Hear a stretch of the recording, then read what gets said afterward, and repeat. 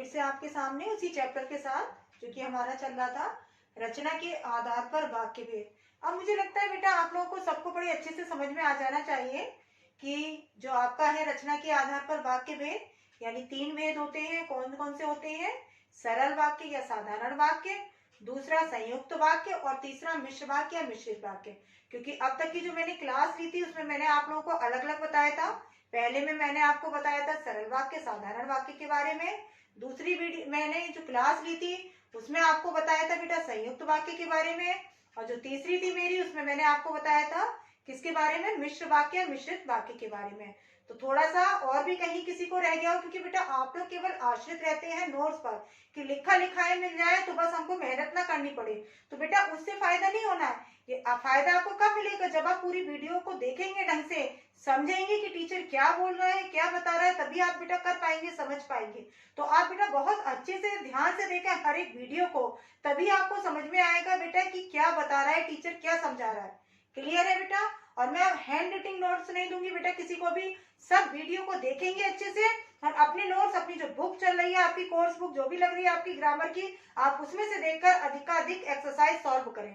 Clear है? तो आज मैं बेटा थोड़ा सा आपको रिवीजन कराते हुए कि सरल वाक्य और साधारण वाक्य क्या थे, सिंपल सेंटेंस, कि जहां पर क्या था, उद्देश्य भले ही एक से अधिक हो लेकिन जो विधेय होता है यानी जो वाक्य जहां पर होते हैं वाक्य एक ही होना, यानी मेन आपको दिमाग में बैठाना है कि जहां पर मुख्य क्रिया एक ही हो वो हमारा कहलाता है सरल वाक्य या साधारण वाक्य। कि जहां वाक्य केवल एक ही हो, वहां जब एक होगा तो बेटा समुच्चयबोधक लगाने की हमको आवश्यकता ही नहीं रहेगी। तो जहां पर वाक्य क्या हो, केवल एक ही हो, यानी जहां विधेय एक ही हो, यानी जिन वाक्यों में मुख्य क्रिया एक ही हो जिस वाक्य में, वो हमारा कहलाता है सरल वाक्य या साधारण वाक्य। क्लियर है? कि वह पढ़ता है, वह स्कूल जाता है, राम किताब पढ़ रहा है, सीता विद्यालय जाती है, या गीता गाना मधुर गाती है, ये आपका क्या है, एक ही वाक्य है, एक ही सेंटेंस है। तो ये आपका यानी मुख्य क्रिया एक ही है। सीता और गीता बाजार जाती हैं तो दो भले ही उसमें उद्देश्य है सीता और गीता, लेकिन जो हमारी मुख्य क्रिया है वो एक ही है यानी जाती है। तो ये हमारा क्या होगा बेटा, सरल वाक्य या साधारण वाक्य। क्लियर है? अब हमारा जो दूसरा था संयुक्त वाक्य, यानी जिसको मैंने बताया था कि एक से अधिक वाक्य होते हैं लेकिन सारे वाक्य अपने में प्रधान होते हैं, यानी पूर्ण अर्थ प्रदान करते हैं, स्वतंत्र होते हैं, कोई किसी के ऊपर आश्रित नहीं होता, कोई किसी के ऊपर डिपेंड नहीं होता, सब अपने में स्वतंत्र होते हैं, प्रधान होते हैं। तो वो हमारे कहलाता है संयुक्त वाक्य। क्लियर है? और उसको जब हम सेंटेंस को जोड़ते हैं तो किससे जोड़ते हैं? जैसे मैंने आपको पहले बताया था कि वो हम जब जोड़ते हैं समानाधिकरण समुच्चय बोधक से। किससे जोड़ते हैं संयुक्त वाक्य को? समानाधिकरण समुच्चय बोधक। और इसके अंतर्गत जो शब्द आते हैं और, या, तथा, किंतु, परंतु, पर, अन्यथा, लेकिन, मगर, इसलिए, अतः, फलतः, नहीं तो, वरना आदि, ये जितने भी शब्द है बेटा ये केवल आपको दिमाग में बैठा लिया तो देखिए आपको कितना आसान लगेगा। क्लियर है? अब आपका आया बेटा कि जो था आपका मिश्र वाक्य या मिश्रित वाक्य।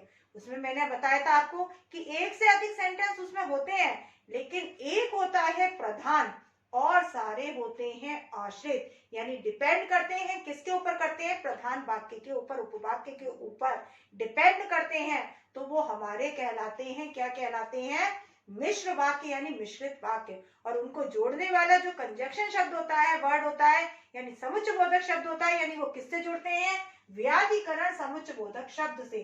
व्याधिकरण समुच्चयबोधक शब्द के अंतर्गत जो आते हैं वो क्या आते हैं? कि, यद्यपि, तथापि, यदि, तो, जब, तब, ज्यों त्यों, जैसे वैसे, क्योंकि, इसलिए, जो, जिसने, आदि, ये हमारे क्या हो गए बेटा? व्याधिकरण समुच्चयबोधक शब्द। इसके अलावा मैंने एक बात और बताई थी कि जो आश्रित उपवाक्य होते हैं उनके भी 3 भेद, संज्ञा आश्रित उपवाक्य, दूसरा विशेषण आश्रित उपवाक्य, और तीसरा जो मैंने बताया था वो आपको बताया था क्रिया विशेषण आश्रित उपवाक्य।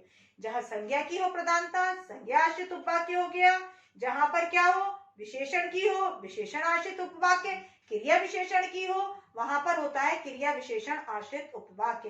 लेकिन मैंने उसका भी आपको आसान तरीका बताया था कि यदि केवल किस सेंटेंस जुड़ा है, किसे जुड़ा हुआ है सेंटेंस, तो वो होगा आपका संज्ञा आश्रित उपवाक्य। क्योंकि एग्जाम में इतना नहीं होता कि किसकी प्रधानता हो रही है बच्चे के पास टाइम, कई बार टाइम की शॉर्टेज होने लगती है ना, तो बच्चा को भी थोड़ा सा दिक्कत होने लगने लगती है। तो उसके लिए क्या है बेटा, सबसे आसान तरीका कि यदि किस सेंटेंस जुड़ा है आपका, तो आपका वो क्या है, आंख बंद करके आप लिख दो संज्ञा आश्रित उपवाक्य। जो और जिसने से, जैसे मैंने बताया था, जो और जिसने से यदि जुड़ा है सेंटेंस, वो हो गया आपका विशेषण आश्रित उपवाक्य। क्लियर है? उसके अलावा जो कुछ भी आपका बचा, वो आपका सारा आ जाएगा क्रिया विशेषण आश्रित उपवाक्य के अंतर्गत। जैसे जो बचा आपका यद्यपि, तथापि, यदि तो, जब तब, ज्यों त्यों, जैसे वैसे, क्योंकि, इसलिए, ये आपके सारे क्या आ गए, क्रिया विशेषण आश्रित उपवाक्य। अब मैंने थोड़ा आपको ये भी बताया था कि कई बार एग्जाम में पूछ लिया जाता है आश्रित उपवाक्य, तो बच्चे नहीं समझ पाते, तो जिस वाक्य से पहले समुच्चय बोधक शब्द लगा हो वो सेंटेंस होता है आश्रित, क्योंकि उसको सहारे की जरूरत है, उसने किसका सहारा ले लिया, समुच्चय बोधक शब्द का। तो जिस वाक्य से पहले लगता है बेटा समुच्चय बोधक शब्द, वो हमारा कहलाता है बेटा आश्रित उपवाक्य। क्लियर है? इतना सबको समझ में आया? अब जहां पर दो होते हैं कि जब तब वाले, ज्यों वाले, त्यों वाले, तो मैंने ये भी बताया था कि जहां पर पहला वाला होता है जब वाला, या ज्यों वाला, या यदि वाला, या यद्यपि वाला, चाहे वो सेंटेंस आगे हो चाहे पीछे, केवल आपको ध्यान रखना है कि यदि वाला है, या यद्यपि वाला है, या जब वाला है, या ज्यों वाला है, जो पहला वाला होता है वही आपका क्या होगा, आश्रित उपवाक्य। जो आपका तब वाला है, त्यों वाला है, वो होगा आपका प्रधान उपवाक्य। क्लियर है? इतना समझ में आया सबको? अब हमारे क्या है कि मैंने बताया था आपको बेटा तीनों समझाने के बाद कि पहचानने का तरीका और रूपांतरित करने का, क्योंकि एग्जाम में आता ही यही है। अब एमसीक्यू बेस्ड होगा, उसमें भी आपसे यही पूछा जाएगा, तो आपको बताना होगा क्या है। तो उसका आसान, अब आपको जब एक्सरसाइज से देखेंगे तो आपको और आसान लगेगा यदि आप उदाहरण लेंगे, एग्जाम्पल्स लेंगे। जैसे पौधे लगाकर माली चला गया, इसमें बेटा एक ही सेंटेंस है पूरा कि माली चला गया। ये जो चला गया है वो आपकी है मुख्य क्रिया, एक ही है, यानी चला गया, यानी पौधे लगाकर माली चला गया, एक ही मुख्य क्रिया है, विधेय एक ही है इसमें। तो यहाँ पर हुआ बेटा आपका सरल वाक्य, आंख बंद करके आपने लिख दिया। पहचान का तुरंत कौन सा वाक्य है, सरल वाक्य। अब इसी वाक्य को एग्जाम में पूछा गया कि इसको संयुक्त में कन्वर्ट कीजिए, बदलिए, तो आप संयुक्त में कैसे बदलेंगे कि माली ने पौधे लगाए और चला गया, कि माली ने पौधे लगाए और आपने किससे जोड़ दिया, और से जोड़ दिया, और आपने किसमें आता है, इसके अंतर्गत आता है ना समानाधिकरण के, तो आपका कौन सा बन गया, संयुक्त वाक्य। और आपने तुरंत पहचान भी लिया, रूपांतरित करने के लिए भी आए, तो आपको इन्हीं से ही बदलना है सेंटेंस को। यदि यही समुच्चय बोधक शब्द लगाएंगे तो आपके बनेंगे संयुक्त वाक्य, यदि आपने इन वालों का प्रयोग किया तो आपका क्या बनेगा, मिश्र वाक्य। क्लियर है? अब आगे क्या है बेटा कि यदि हमने इसी सेंटेंस को कहा कि माली ने पौधे लगाए और चला गया, इस सेंटेंस को आप बदलो मिश्र वाक्य में या मिश्रित वाक्य में, तो आप तुरंत देखो कि किन वाक्यों से, किन शब्दों से बनना है। आपने देखा जब तब से बनना है, आप तुरंत बना दो, क्या बनेगा कि जब माली ने पौधे लगा लिए तब वह चला गया, कि जब माली ने पौधे लगाए तब वह क्या हुआ, चला गया। क्लियर है? पहचानने के लिए भी आता है तो भी आपके लिए आसान है कि आप केवल समुच्चय बोधक शब्द देखो, यदि समानाधिकरण के हैं तो तुरंत पहचान लो कि ये संयुक्त वाक्य है, यदि व्याधिकरण समुच्चय बोधक शब्द है तो आप तुरंत पहचान लो कि ये मिश्र वाक्य है या मिश्रित वाक्य है। और यदि आप समानाधिकरण समुच्चय बोधक से ही बनाएंगे तो आपके निश्चित रूप से क्या बनेगा, संयुक्त वाक्य। यदि आप इन शब्दों से बनाएंगे व्याधिकरण समुच्चय बोधक से तो आपका क्या बनेगा, मिश्र वाक्य या मिश्रित वाक्य। अब आया है मिश्र वाक्य बनाने को, आप ये बना दे रहे हैं इन वाले समुच्चय बोधक से, संयुक्त वाक्य वाले से, तो आपका क्या होगा, मिश्र वाक्य नहीं बनेगा, वो आपका क्या बन जाएगा, संयुक्त वाक्य। क्लियर है? अब नेक्स्ट बेटा आपका कि घर से निकलते ही बारिश होने लगी। अब यहाँ पर होने लगी मुख्य क्रिया बेटा एक ही है, तो आप सीधे से पहचानो और तुरंत पहचान कर लिख दो ये कौन सा वाक्य है, सरल वाक्य है या साधारण वाक्य। क्लियर है? अब इसी वाक्य को आ गया कि किसमें बदलो भाई, मिश्र वाक्य में, तो आप मिश्र वाक्य की आपको पता है, आप तुरंत लिखेंगे कि जब मैं घर से निकला तब बारिश शुरू हो गई, कि जब मैं घर से निकला तब क्या हो गया, बारिश शुरू। अब यदि इसी सेंटेंस को आ गया कि आप किसमें बनाओ, संयुक्त वाक्य में, तो मैं घर से निकला और बारिश शुरू हो गई, आपने उसको किससे जोड़ दिया, और से जोड़ दिया, तो आपका और किस में आता है, समानाधिकरण में, तो आपका कौन सा वाक्य बन गया, संयुक्त वाक्य। क्लियर है बेटा। तो बेटा सिर्फ पहचानने के लिए भी आसान, केवल आपने यदि ये चार्ट को दिमाग में बैठा लिया इन शब्दों को, तो आपका ये चैप्टर अपने में पूरी तरीके से तैयार है। क्लियर है। अब आगे बेटा आपने देखा कि आंधी आने के कारण आम झड़ गए। अब आम झड़ गए, आंधी आने के कारण, पूरा यहां से लेकर यहां तक एक ही सेंटेंस है, क्रिया आपकी एक ही है, तो आपने तुरंत पहचान लिया कौन सा वाक्य है, सरल वाक्य या साधारण वाक्य। अब इसी को संयुक्त करने के लिए आया, तो आपने क्या लिखा, आंधी आई और आम झड़ गए, कि आंधी आई और क्या हो गया, आम झड़ गए, और से आपको तुरंत पता है कि कौन सा बनना है आपका, संयुक्त वाक्य। क्लियर है। अब इसी को ही यदि मिश्र वाक्य में बनाना है, तो जब आंधी आई तब आम झड़ गए, या ज्यों ही आंधी आई त्यों ही आम झड़ गए, जब से भी बना सकते हो आप, ज्यों से भी बना सकते हो। क्लियर है। अब नेक्स्ट हमारा बेटे क्या है कि सोनू गृह कार्य करके खेलने चला गया। एक ही हमारा पूरा सेंटेंस है बेटा, कि खेलने चला गया, एक ही क्रिया है इसमें, एक ही वाक्य है, तो आपने बेटा तुरंत आंख बंद करके पहचान लिया कौन सा है ये, सरल वाक्य या साधारण वाक्य। अब इसी वाक्य को मिश्र बनाने के लिए आया, तो आपने क्या है कि जब सोनू ने गृह कार्य कर लिया तब खेलने चला गया, या ज्यों ही सोनू ने गृह कार्य कर लिया त्यों ही खेलने चला गया।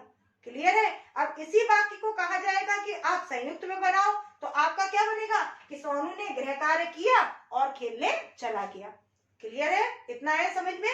अब नेक्स्ट बेटा हमारा कि नीचे गिरने के कारण कब टूट गया।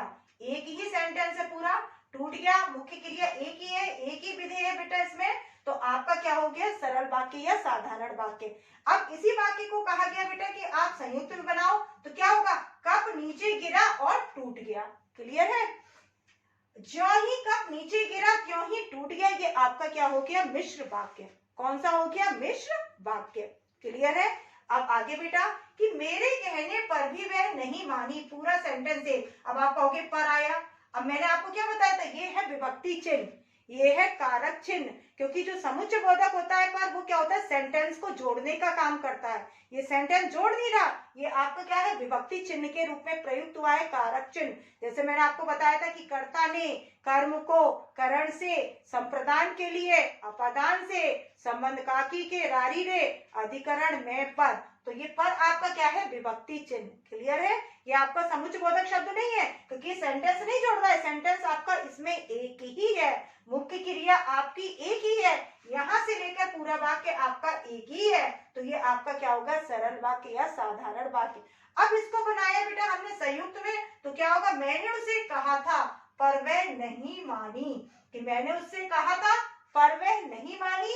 यहाँ पर कहा था एक हो गया सेंटेंस बेटा, वह नहीं मानी दूसरा सेंटेंस हो गया, और ये पर क्या हो गया आपका, ये जो पर हुआ आपका वो आपका हुआ समुच्चय बोधक शब्द। जबकि यहाँ पर मेरे कहने पर भी वह नहीं मानी, यहाँ पर एक ही पूरा सेंटेंस है, तो इसलिए यहाँ पर ये सरल वाक्य है, साधारण वाक्य है। लेकिन यहाँ पर सेंटेंस अलग कर दिए गए बेटा, कि मैंने उससे कहा था एक सेंटेंस, वह नहीं मानी दूसरा सेंटेंस, और जोड़ा हमने किससे, पर से, या हम पर से भी जोड़ सकते हैं, या परंतु से भी जोड़ सकते हैं, किंतु से भी जोड़ सकते हैं, कि वह नहीं मानी। तो यहाँ पर क्या हो गया बेटा, आपका ये हो गया संयुक्त वाक्य। जबकि पर यहाँ भी आया है, पर यहाँ पर बच्चे कंफ्यूज हो जाते हैं। सिर्फ ध्यान देने की बात कि ये सेंटेंस पूरा आपका एक ही है, यहाँ पर सेंटेंस क्या कर दिया आपके, एक अलग कर दिया, ये दूसरा अलग कर दिया, जोड़ने वाले शब्द के रूप में लिया पर। क्लियर है। ये अब इसी को हम यदि बनाएंगे किसे, मिश्र वाक्य में, तो हमारा क्या बनेगा कि यद्यपि मैंने उससे कहा था तथापि वह नहीं मानी। मैंने तो उससे कहा था यद्यपि, तथापि वह नहीं मानी, या फिर भी वह नहीं मानी। क्लियर है बेटा। अब आगे नेक्स्ट, 5 बजने पर मजदूर चले जाते हैं।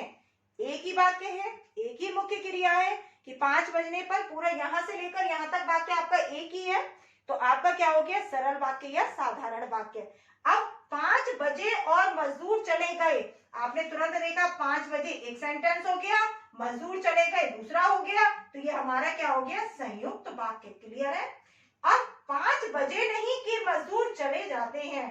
अब ये आपने क्या करा, की से, इसको आपने किससे जोड़ा, की से। तो ये आपको पता है कि की किस में आता है, आपका जो की आता है वो किस में आता है, मिश्र या मिश्रित वाक्य में। क्लियर है। और वो भी कौन सा, संज्ञा आश्रित उपवाक्य में। की मैंने बताई थी ना पहचान आपको। तो 5 बजे नहीं कि मजदूर चले जाते हैं, आपने जैसे ही देखा की से जुड़ा हुआ है। कई बार मैंने आपको बताया भी है कि कॉमा लगा होता है की जगह, कि 5 बजे नहीं मजदूर चले जाते हैं, की को हटा दिया, की जगह क्या कर दिया, कॉमा लगा दिया।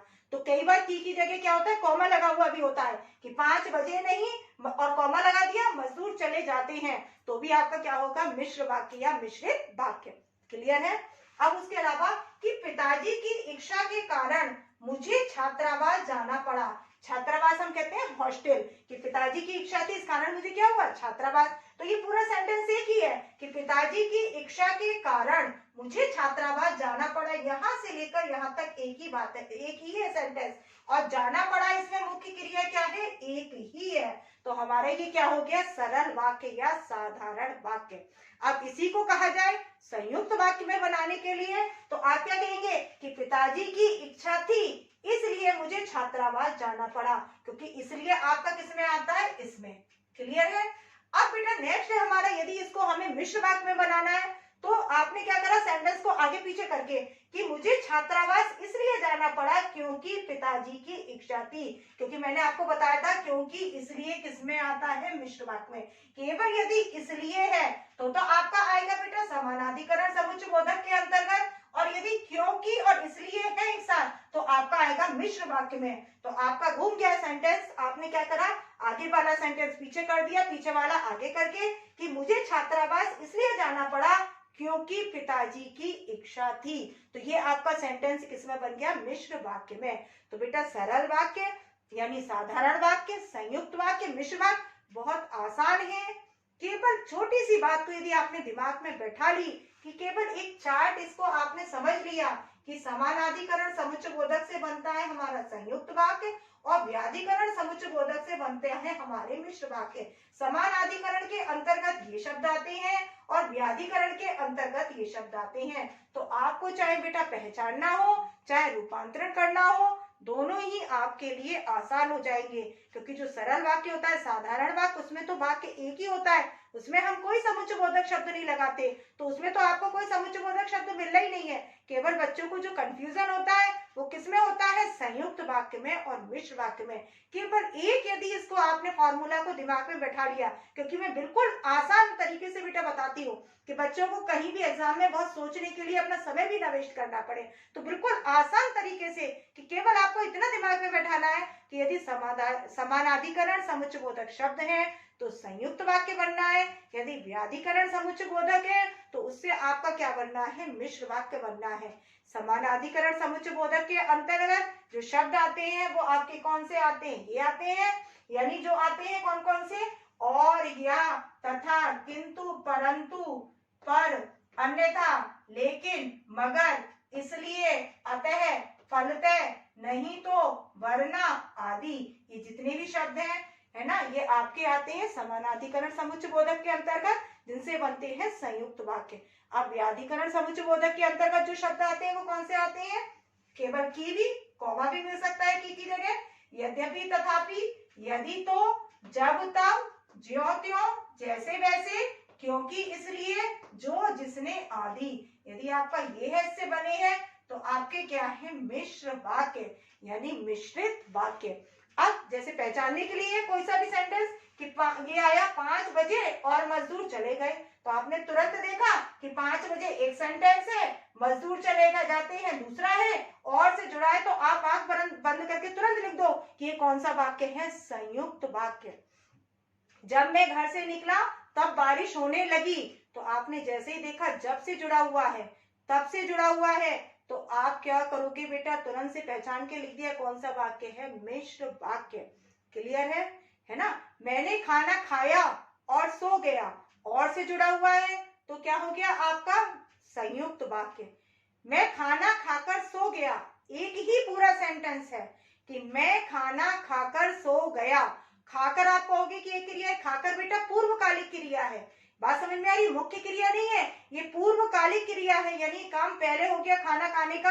अब जो प्रेजेंट में काम हो रहा है, जो मुख्य क्रिया है सोने का काम होना, कि मैं थक कर सो गया, मैं पढ़कर सो गया। तो कई बार बच्चे कंफ्यूज होने लगते हैं, पढ़कर एक क्रिया हो गई और सो गया दूसरी है, तो बच्चे क्या है कि वो उसको दूसरे ही सेंटेंस में संयुक्त में लिख देते हैं। लेकिन यह समझने की बात है बेटा, ये साधारण वाक्य है, यानी सरल वाक्य है। क्यों? क्योंकि मैं पढ़कर सो गया, पढ़ने वाला काम पहले हो चुका है। जो मुख्य क्रिया है वो कौन सी है? सोने की है। मैं थक कर सो गया, है ना। मैं स्कूल से आकर सो गया, तो आकर यानी स्कूल से तो पहले आ गया। अब जो प्रेजेंट में काम चल रहा है वो आपका कौन सा चल रहा है? सोने का।